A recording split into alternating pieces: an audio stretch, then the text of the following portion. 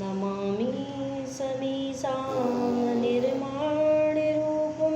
दिव्यं व्यापकं ब्रह्मवेदस्वरूपं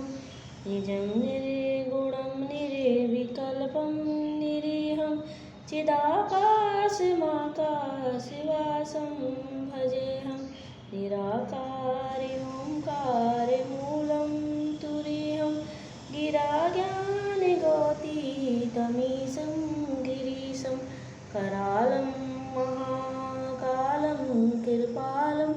गुणागारसंसारपारं नतोऽहं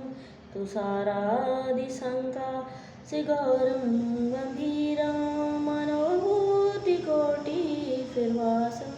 शरीरं स्फुरिमल्लालनिचारु